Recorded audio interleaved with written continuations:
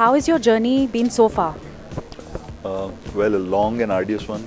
We've been in business for 10 years now, and from the sense of startup, we're not like 3 or 4 years or we've been there for 10 years, and only at Series A so far in terms of capitalization and things like that. But at the same time, it's a long way also, because drones is something that is now starting to pick up from the civilian applications and things like that.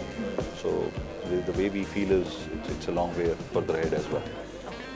And how do you think the platform of spirit of manufacturing will encourage your journey? So actually, the way things go, the way we're looking at manufacturing drones further is like the mass scale will come now, and this is exactly that inflection point where we feel that such platforms, will encourage us also to build larger capacities.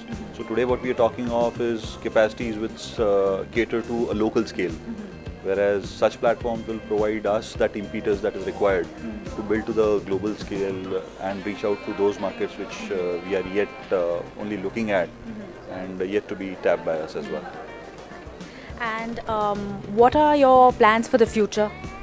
So as of now, the way we are looking at it is to scale up our manufacturing facilities, because that's one of the primary reasons why we've raised this recent funding round as well, and invest more into the R&D, because we built our product scratch up.